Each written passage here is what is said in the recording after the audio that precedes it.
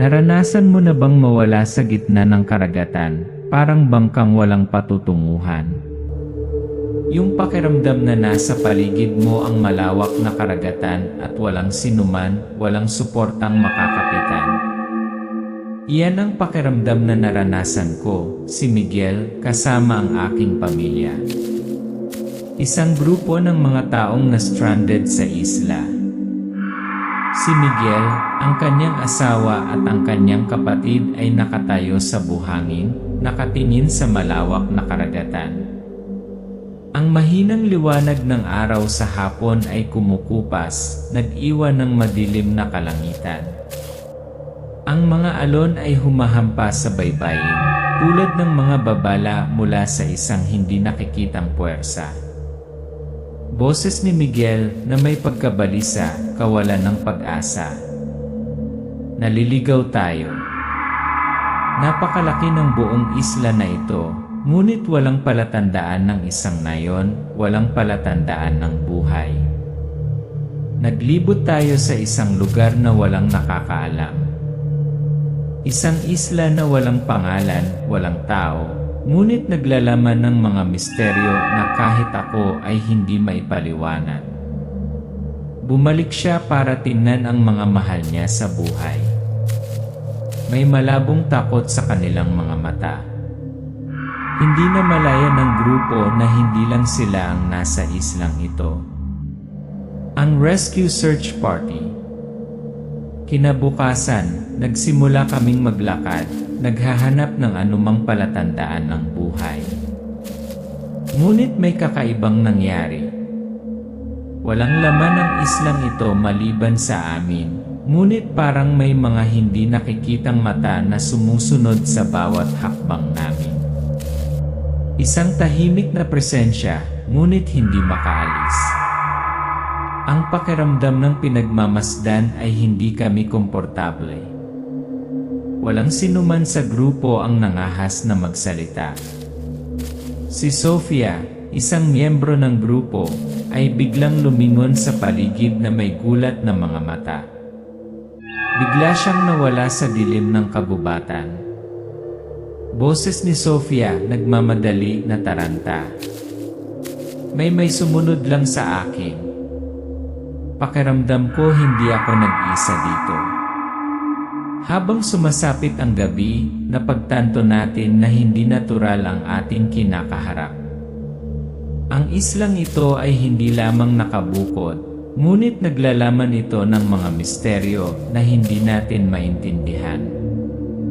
Bawat hakbang ay parang pagpasok sa ibang mundo, kung saan ang kamatayan at buhay ay nagsasama. Tense na dialogue sa pagitan ng mga karakter. Boses ni Miguel pagod, determinado. Kailangan nating humanap ng paraan para makaalis dito. Ang mga bagay ay hindi tama. May mali. Hindi sa tayo ay nawala, ngunit may isang bagay na sadyang nagpapanatili sa atin dito. Ang mga miyembro ng grupo ay nagsimulang maghinala sa isa't isa. Lumilitaw ang mga salungatan. Lalong nagiging tense ang relasyon ni Miguel at Sofia dahil hindi nila maipaliwanag ang kakaibang fenomena na nangyayari sa isla. Ang hitsura ng mahiwagang nilalang. Pagsapit ng gabi, isang higanting nilalang ang lumabas mula sa dilim. Kakaibang liwanag ang nagmula sa mapupulang mga mata nito. Isang nilalang na alam lang natin sa mga alingaw-ngaw. Isang nilalang na hindi natin kayang harapin. Ito ay ang aswang. Nataranta ang grupo, nakipagkarera sa oras para makatakas sa isla. Ngunit ang mga mahiwagang nilalang ay hindi lamang umatake mula sa kadiliman kundi kinokontrol din ang mga hangin na naging dahilan upang sila ay mawala sa kanilang landas. Boses ni Miguel magulo, determinado. We have to go, we have to escape. We can't stay here anymore. Gay papatayin nila tayo kapag hindi tayo umalis sa isla ngayon. Nagsimula ang laban para mabuhay.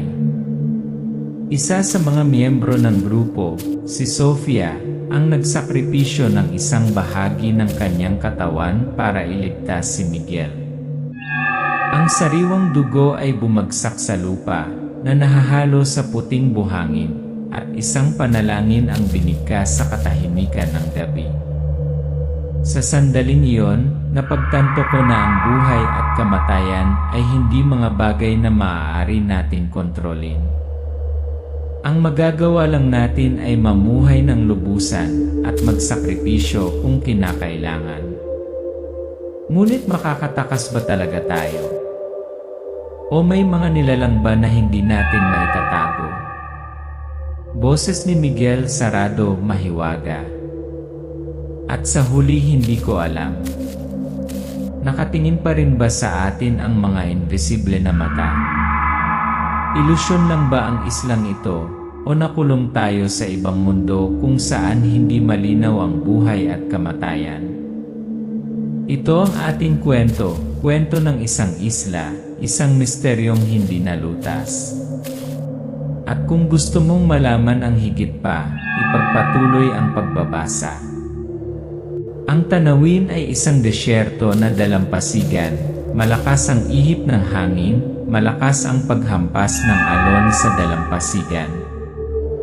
Sa dalampasigan, nakatayo ang isang grupo ng mga tao kabilang si Miguel, ang kanyang asawa, Alana, at ang kanyang kapatid, Mateo, na nakatingin sa malawak na karagatan. Ang araw ay unti-unting lumulubog, nag-iwan ng isang madilim at balisang espasyo. Isang hapon, kami, sina Miguel, Alana, at Mateo, ay napadpad sa isang isla na walang pangalan. Isang kakaibang isla, kung saan ang malawak na karagatan ay tila nilalamon ang lahat. Walang palatandaan ng buhay, walang nayon, walang taong dumadaan. Ang dagat lang at kami napadpad. Tumingin si Miguel sa paligid, puno ng pag-aalala ang kanyang mga mata. Mahigpit na hinawakan ni Alana ang kamay niya, puno ng tensyon ang mukha. Napaangat ng ulo si Mateo, humihinga. Miguel nag-aalala, nanginginig. Tayo hindi na tayo makakabalik. Nananaginip ba tayo? Nilingon siya ni Alana, ngunit wala siyang masabi. Nanatiling tahimik lang si Mateo, nakaramdam ng pagkabalisa sa grupo. Hindi namin alam kung bangungot ba ito o hindi, ngunit isang bagay ang malinaw, hindi lang kami ang nasa islang ito. Paggalugad sa isla, lumilitaw ang mga kakaibang bagay. Nagsimulang maglakad sina Miguel, Alana at Mateo sa dalampasigan, naghahanap ng mga palatandaan ng buhay.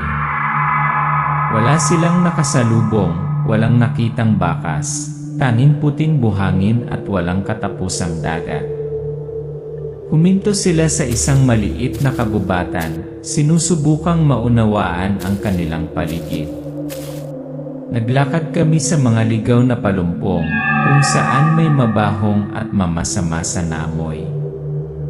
Parang nakalimutan na ang lahat sa mahabang panahon. Ngunit nang huminto kami, nakikinig isang kakaibang tunog ang umalinaw sa hangin. Hindi iyon tunog ng kalikasan. May nanonood ba sa amin? Biglang huminto si Mateo, biglang napalitan ng gulat ang mga mata. Mateo, nanginginig, mahinang boses. Narinig mo ba yon? Isang bagay parang yabag. Nagkatinginan sina Miguel at Alana, ngunit walang nagsasalita sa kanilang dalawa. Nagpatuloy sila sa paglalakad, ngunit lumaki ang pakiramdam ng pagkabalisa. Biglang sumilay ang isang anino, isang malabong anino sa gitna ng mga puno. Miguel, medyo natatakot. Hindi lang kami ang nandito. Dumating ang gabi at ang grupo ay nagtayo ng kampo sa isang patag na lupain. Magkasamang nakaupo sina Miguel at Mateo sa tabi ng apoy, habang si Alana ay nakatayong nakatingin sa malayo. Ang mga mata ay palipat-lipat na parang may hinahanap. Lumakas ang ihip ng hangin, nag-flicker ang apoy ngunit hindi pinawi ang lamig. Nang gabing iyon, nang kumpleto na ang dilim, nagsimulang lumitaw ang mga kakaibang sensasyon. Narinig namin ang kaluskos ng mga dahon, ang kaluskos ng mga dahon mula sa kalaliman ng kadiliman.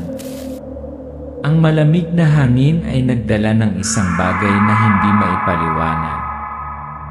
Isang bagay na hindi pag-aari ng mundong ito. Biglang lumingon si Alana, namumutla ang mukha. Alana, nataranta, halos hingal na hingal. May tao doon. May nakita akong anino na dumaan. Tumayo sina Miguel at Mateo, nalilitong tumingin sa paligid. Isang kakaibang tunog ang umalingaw-ngaw mula sa likuran, parang kaluskos ng mga sanga. Lahat silang tatlo ay hindi maalis ang kanilang mga mata sa madilim na kadiliman. Miguel, mahinahon ang boses, tense. We're not alone here. This feeling parang may nakatingin sa atin. At sa pagpasok namin sa aming ikalawang gabi sa isla, nagsimulang lumitaw ang mga nilalang na hindi namin maintindihan. Kakaibang mga silhawete, kumikinang na pulang mata sa di kalayuan, at maiitim na mga tunog ng paghinga ang umalingaw-ngaw sa hangin. Ang islang ito ay hindi isang lugar ng kapayapaan, ngunit isang lugar na nagtataglay ng madilim na misteryo. Ang mga kakaibang ingay ay patuloy na umaalingaw-ngaw, hindi maipaliwanag. Hindi sila mga tunog ng kalikasan, ngunit isang bagay na matagal nang hindi na umiral. Ang grupo ay nakaupo sa paligid ng apoy, ngunit lahat sila ay nakadama ng pagkabalisa. Ang mga kakaibang ingay mula sa dilim ay patuloy na tumutunog. Parang may papalapit. Miguel, boses desperado, nanginginig. What should we do? We can't stay here much more. This island, it's not where we're supposed to be. At sa muling pagsapit ng gabi, alam naming kinakaharap namin hindi lamang ang aming sariling mga takot, kundi isang hindi nakikitang puwersa, mga nilalang na hindi mahuhulaan ng sinuman. Makakaligtas kaya kami at makahanap ng aming daan pabalik? O makukulong ba kami sa kadiliman ng islang ito magpakailanman? Ang apoy ay kumikislap at ang nag-iisang liwanag nito ay kumikislap sa kadiliman, tulad ng isang huling hudyat bago ang lahat ay nahulog sa nakamamatay na katahimikan. Madaling araw, ang grupo ay nagtatrabaho sa paligid ng apoy sa kampo. Hinahati-hati nina Miguel, Alana, at Mateo ang gawain, ngunit umiiwas si Sofia at hindi nakikibahagi sa karaniwang gawain. Isang hindi nakikitang tensyon ang namayani at nagkaroon ng pagtatalo. Ang mga sumunod na araw sa isla ay hindi lamang isang labanan para sa kaligtasan ng kalikasan, kundi isang labanan din sa ating sarili. Ang mga salungatan sa loob ng grupo ay unti-unting naging mas matindi. Si Sofia nagbago siya. Ang kanyang mga kilos, mga palihim na tingin ay naging dahilan upang maghinala ang lahat sa kanya. Nilingon ni Alana si Sofia, puno ng hinala ang mga mata. Walang sinabi sina Miguel at Mateo, ngunit naramdaman ng lahat na may mali. Isang madilim na kapaligiran ang kumalat sa kalawakan. Miguel, na may bigong mukha, galit na boses. Sofia, ano ang kinuha mo sa kahon namin? Nawala ang tent at nawala ang mga mahahalagang gamit namin. ikaw lang ang nasa paligid. Alam mo ba yon? Sofia, malamig, sinusubukang manatiling kalmado. Sa tingin mo may ninakaw ako? Huwag kang masyadong mabilis manghusga ng walang pruweba. Hindi ko kailangang magnakaw ng kahit ano mula sa iyo. Nagsimulang bumangon ang isang pakiramdam ng hinala. Parang nagugulo ang lahat at ang aming relasyon ay sinusubok. Ngunit habang lumalaki ang mga personal na salungatan, may mas nakakatakot na naghihintay sa amin sa hinaharap. Pagsapit ng gabi, hinangad ng grupo na magpahinga sa isang maliit na kuweba. Gayunpaman, patuloy na umaalingaw-ngaw ang kakaibang ingay sa paligid. Biglang umalingaw-ngaw ang magaan ngunit malalakas na yabag sa malapit. Isang maputlang liwanag ang bumungad sa di kalayuan na parang may nakatingin sa kanila. Habang lumubog ang gabi, nagsimulang lumitaw ang mga kakaibang tunog. Paghinga, mga yabag na hindi nakikita ng sinuman. Ang islang ito ay hindi isang desyerto na lugar. At kami ay hindi lamang ang narito. Biglang lumitaw ang isang higanteng nilalang mula sa kadiliman. Malaki ang katawan nito na may mapupulang mga mata na kumikinang na parang dalawang sulo. Natigilan ang grupo, hindi makagalaw. Miguel, nanginginig ang boses, natatakot. Ano yon? Impossible. Ano ang kinakaharap natin? Hindi kami makapaniwala. Hindi ito ordinaryong hayop. May kakayahan itong gumalaw sa dilim, kumikinang ang mga mata na parang apoy, at sa katawan nito, may mga kakaibang peklat parang sinaunang nilalang, isang bagay na alam lang ng mga tao sa pamamagitan ng mga alamat. Sa sandaling ito, biglang sumugod si Sofia, tinitigan niya ang nilalang, ngunit tila hindi siya natatakot. Sa kabaliktaran, tila siya ay kumonekta dito. Alana, panik, sumisigaw. Sofia! Anong ginagawa mo? May alam ka ba tungkol sa nilalang na ito? Ang katotohanan tungkol kay Sofia, isang kakaibang koneksyon. Scene, umatras ang grupo, ngunit hindi lumingon si Sofia, nakatutok pa rin ang mga mata sa nilalang.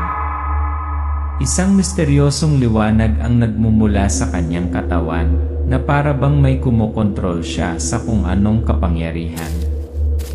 At pagkatapos, nangyari ang isang bagay na hindi namin inaasahan. Si Sofia ay hindi isang normal na tao.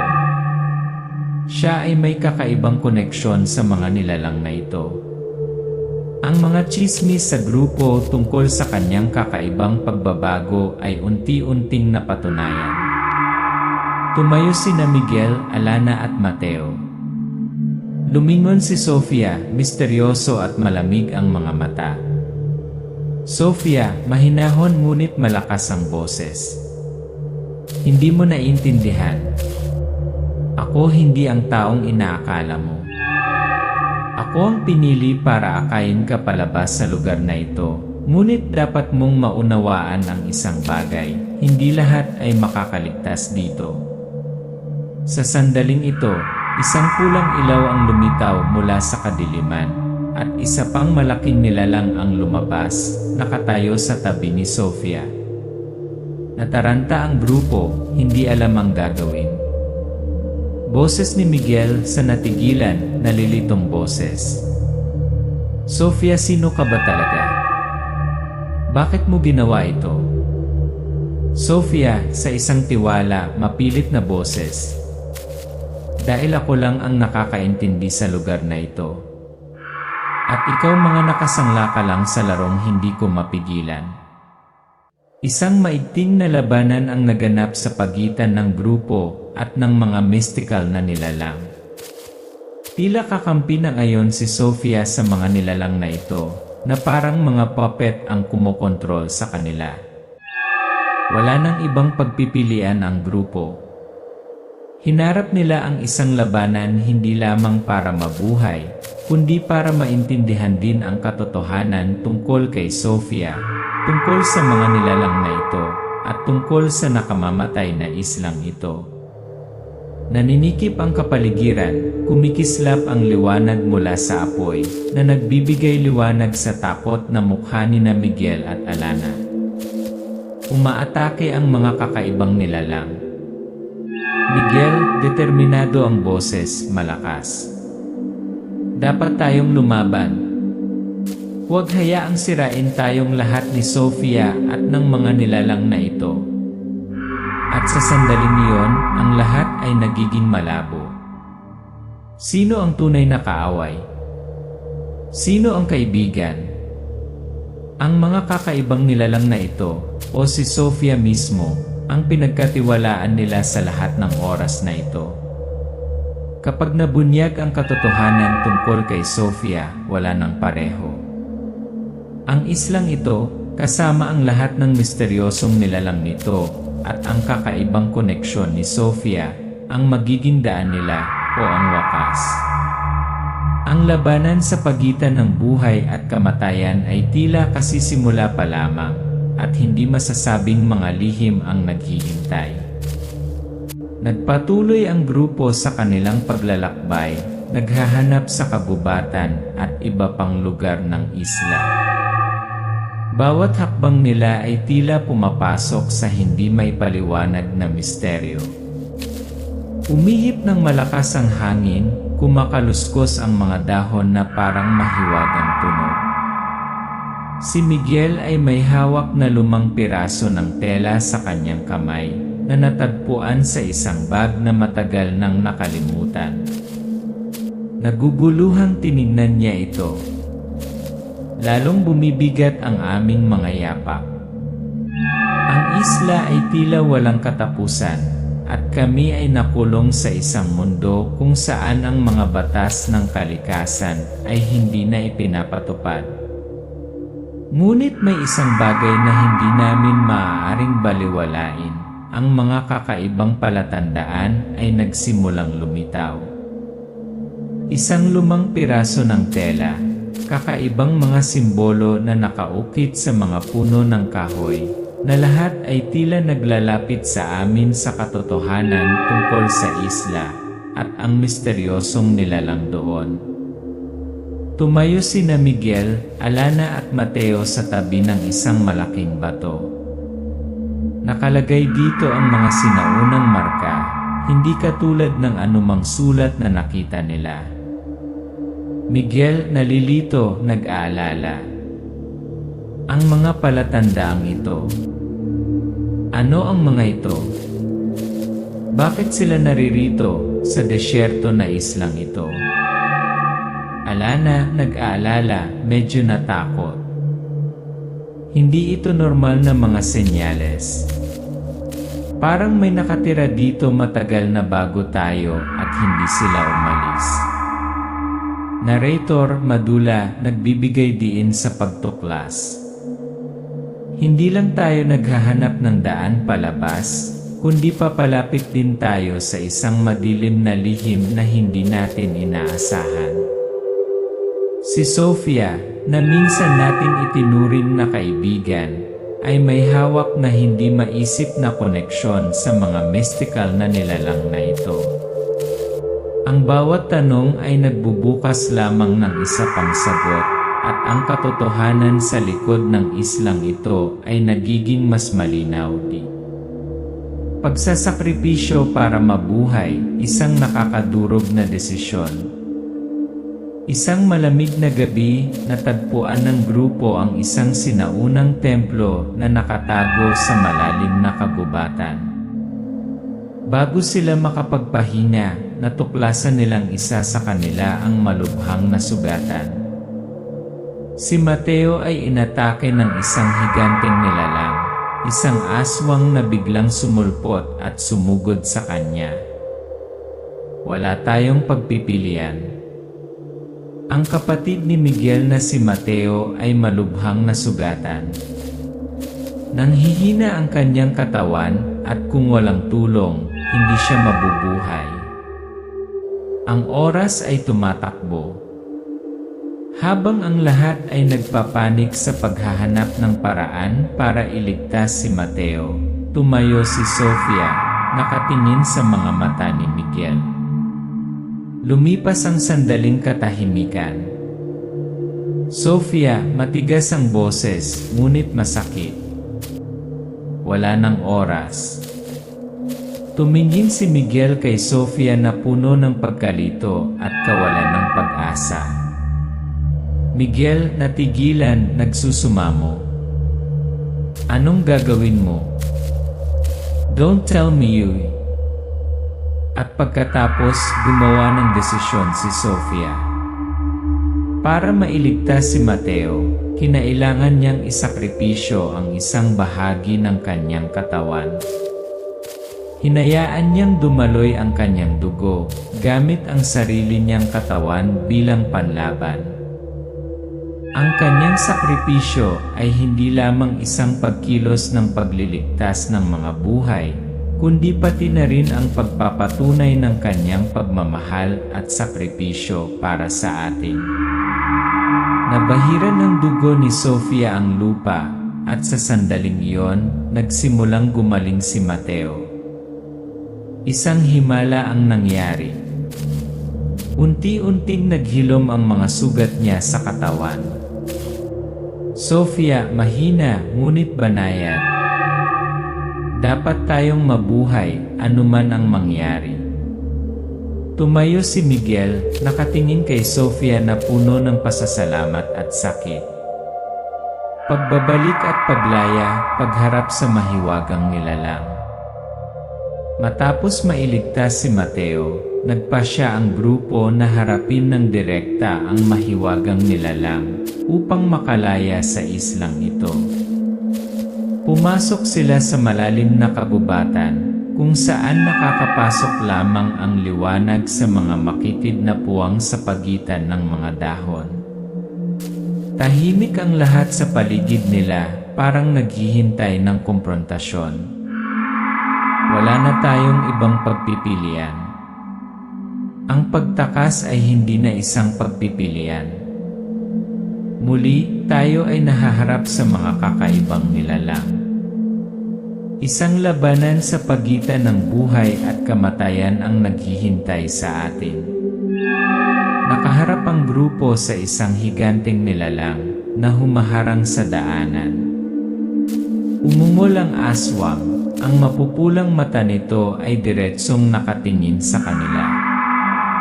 Tumayo mag-isa si Sofia, sinasalubong ang tingin nito. Miguel, mabangis, may tiwala. Dapat tayong lumaban. Ngayon na ang oras. Kung hindi na tayo makakalabas sa lugar na ito. Sumiklab ang labanan, isang buhay at kamatayang labanan, kung saan nasubok ang lahat. Sumulong ang higanteng nilalang patungo sa grupo, ngunit magkasamang lumaban sina Sofia at Miguel, sinusubukang sirain ito. Nag-aapoy ang apoy, umalingaw sa buong isla ang mga tunog ng labanan. Ang mga misteryosong nilalang, mga multo ng nakaraan, lahat ay nakatayo sa kadiliman na saksi sa ating huling labanan.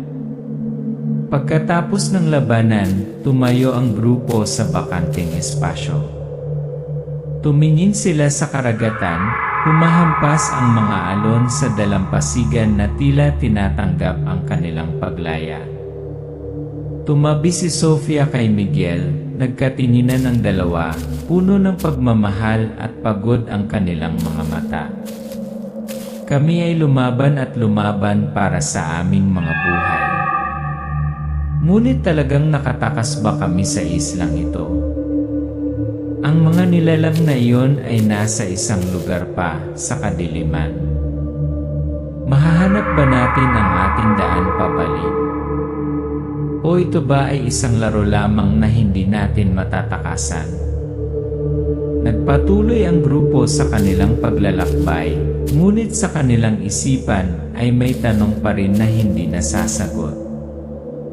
Ang isla ba ay talagang isang ganap na normal na lugar o isang lugar lamang kung saan nakakulong ang mga kakaibang espiritu at mga nilalang? Nakaharap ang grupo sa isang higanting nilalang na nakataas sa masukal na kagubatan. Ang nilalang ay may makintab na itim na balat, kumikinang na pulang mata, at kakaibang galos sa katawan. Mahahaba at makapangyarihan ang mga braso nito na para bang gustong durugin ang sinumang maglalakas loob na lumapit. Ang grupo ay tumahimik. Ang mahinang liwanag mula sa mga sulo ay nagbibigay liwanag sa kanilang natakot na mga mukha. Ito ang mapagpasyang sandali. Wala na tayong paraan pabalik.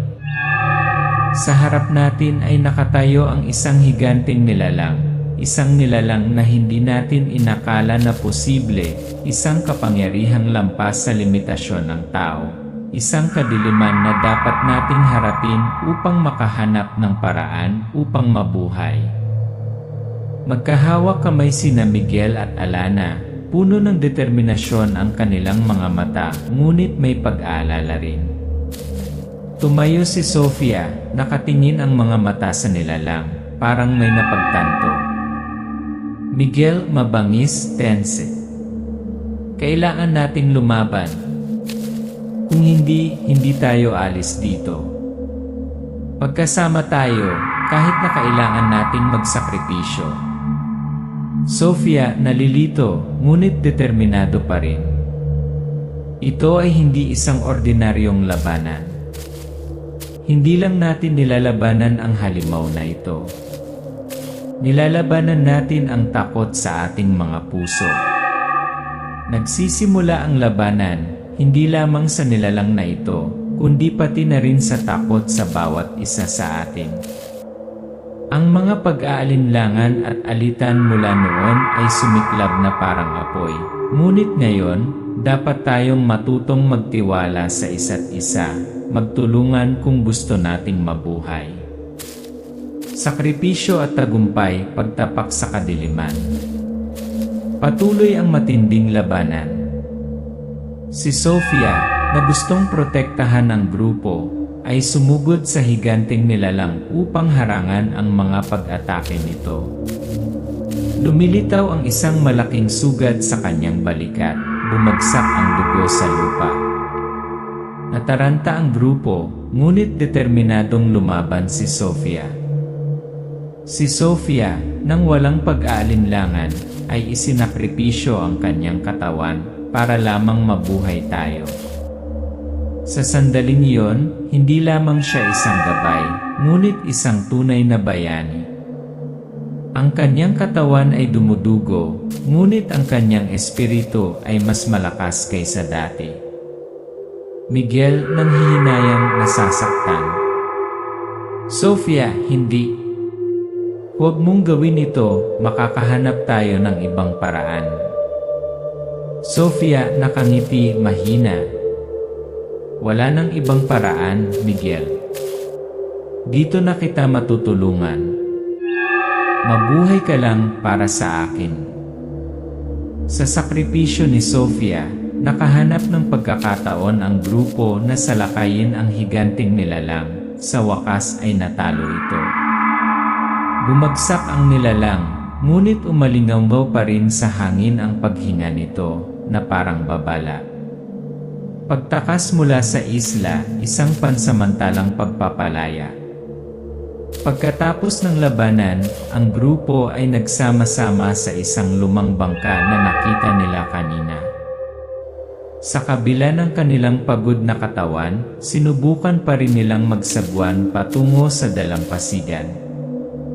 Nang makatakas sila sa isla, bumukas ang dagat sa kanilang harapan. Ang maliwanag na sikat ng araw ay sumisikat sa kanilang maliit na bangka. Nang umalis kami sa isla, ang lahat ay tila mapayapa muli. Nakatakas kami sa kamatayan, nagtagumpay sa kadiliman. Ngunit may isang bagay sa loob namin na hindi mapatahimik. Ang pakiramdam na hindi pa tapos ang panganib. Malaya ba talaga kami o sinusundan pa rin kami ng kasamaan? Umupo si Miguel sa busob ng bangka, nakatingin sa karagatan. Sumikat na ang sikat ng araw, ngunit puno pa rin ng pagdududa ang kanyang mga mata. Miguel, malumanay, ngunit may pagdududa. Nasa labas na tayo ng isla. Pero anong nangyari, tapos na ba? Yung mga nilalang na yun, nasaan pa ba sila? Pagkabalik sa Pampang, pumasok ang grupo sa isang maliit na nayon. Tila normal ang lahat, ngunit nananatili pa rin ang kakaibang tensyon. Hindi na sila komportable tulad ng dati at nagsimulang magbago ang kapaligiran sa kanilang paligid. Sa pagtalikod namin, nagsimulang lumitaw ang mga kakaibang senyales.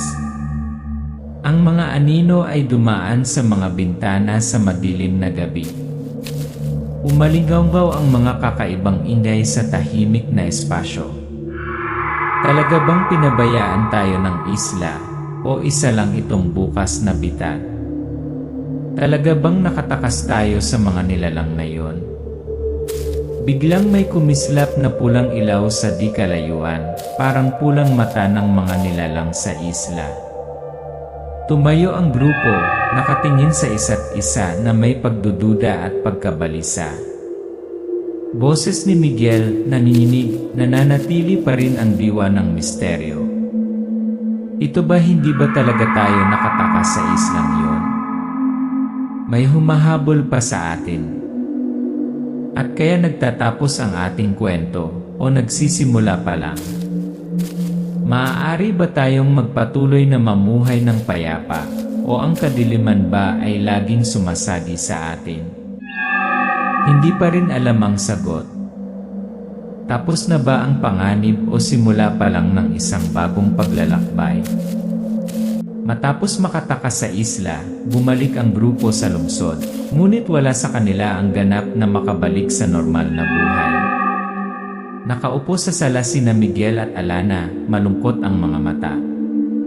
Bagamat nakatakas sila sa kamatayan, nanatili ang mental at pisikal na sugat. Kami ay bumalik, ngunit hindi tulad ng mga umalis. Ang hindi nakikitang mga sugat, ang mga pagmumultuhan ay patuloy na sumasalamin. Ang aming mga katawan ay hindi nabuo, ngunit ang pinakamasakit na bagay ay ang aming mga isipan. Ang mga imahe ng higanting nilalang, ang mga multo sa isla, lahat ay nananatiling parang hindi maalis na mga pagmumultuhan. Tumayo si Miguel, nakatingin sa labas ng bintana, puno ng pag-iisip ang kanyang mga mata. Umupo si Alana sa upuan, mahigpit na hawak ng kanyang mga kamay ang mga lumang larawan ng pamilya. Miguel, nagpupumiglas, mahinang boses. Umalis kami at akala ko makakabalik na kami sa normal. Pero ang totoo, hindi ganoon kadali. Lahat ng na-encounter namin sa isla, hindi lang isang bangungot. Parte na namin ito. Alana, nakatingin pa rin sa larawan, mahina ang boses.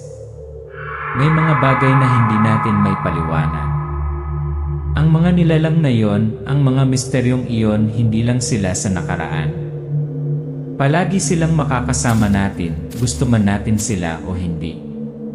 Kaya nahaharap tayo sa isang malaking tanong. Makalimutan na lang ba ang ating pinagdaanan?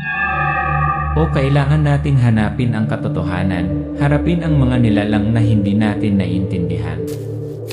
Isang gabi, magkasamang nakaupo ang grupo sa isang cave, tumitingin sa mga mapa, mga research paper tungkol sa mga mystical na nilalang na nakasalubong nila. Alam nilang hindi pa tapos ang kanilang paglalakbay at nananatili pa rin ang mga tanong. Kahit na tayo ay bumalik, ang ating paglalakbay ay hindi pa tapos. Hindi natin maiiwan ang mga tanong na hindi nasasagot, mga hindi natuklasang sikreto.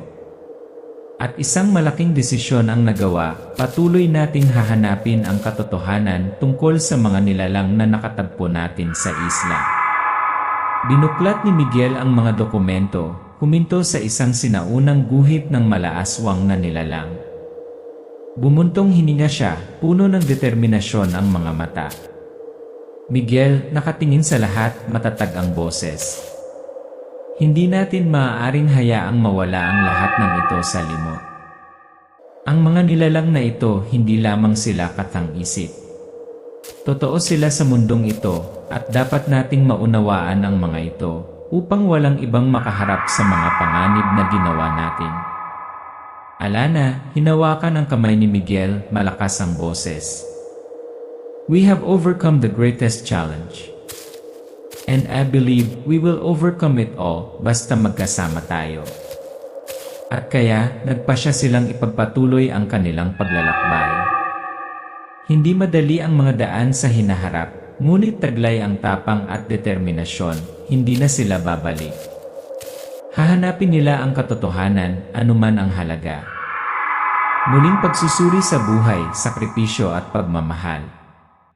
Isang tahimik na gabi, ang grupo ay nakatayo sa tuktok ng burol, nakatingin sa mga matingkad na bituin sa kalangitan. Nanaig ang pakiramdam ng kapayapaan, ngunit sa kanilang mga puso, mayroon pa ring malalaking katanungan.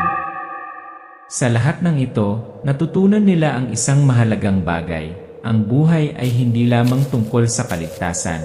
Ito ay tungkol sa mga sakripisyo na ginagawa namin, tungkol sa pagmamahal na mayroon kami para sa isa't isa. Ang kanilang pinagdaanan ay nagpabago sa kanila magpakailanman. Ang sakripisyo ni Sofia, ang pagmamahal at pagkakaibigan na mayroon sila para sa isa't isa, ang nagpapanatili sa kanila. Tumingin si Miguel kay Alana, kumikinang ang kanyang mga mata sa pagmamahal at pagpapahalaga. Hinawakan niya ang kamay nito, pakiramdam na ang lahat ng pinagdaanan nila ay sa wakas ay may kahulugan. Miguel, mahinahon ang boses, hinawakan. Hindi na tayo pwedeng bumalik sa dati. Pero I think, no matter what, we still have each other. And that's all that matters. Alana, umingiti ng mahina, nagniningning ang mga mata. Yes, we've been through the worst together. And now, we're going to find the truth, even if it means sacrificing again. Sa katatagan na yon, magpapatuloy sila, hindi lamang upang mahanap ang katotohanan, ngunit upang pagalingin din ang mga sugat na iniwan ng isla sa kanilang mga puso. Ang grupo ay nakatayo na nakatingin sa dagat. Ang paglubog ng araw ay nagniningning sa kanilang mga mukha. Ang mga alon ay humampas sa dalampasigan, tulad ng isang pagbati. Alam nila na, bagamat hindi pa tapos ang paglalakbay na ito, nakatagpo sila ng lakas sa pakikipagkaibigan at sakripisyo. Hindi pa tapos ang kanilang paglalakbay. Bagamat nalampasan na nila ang mga kakilakilabot na hamon, pinagmumultuhan pa rin sila ng mga multo ng nakaraan. Ang mga nilalang na yon, ang katotohanan tungkol sa kanila, ay hindi pa rin nalulutas. At hindi natin alam kung mahahanap pa ba nila ang sagot sa lahat ng ito. Dumidilim na ang langit sa di kalayuan, ngunit ang liwanag ng mga bituin sa itaas ay nagpapaliwanag pa rin sa dinadaanan ng grupo. Boses ni Miguel, malakas, pangwakas. Kahit anong mangyari, hindi tayo titigil. Tutuloy tayo habang buhay para sa pag-ibig at para sa katotohanan.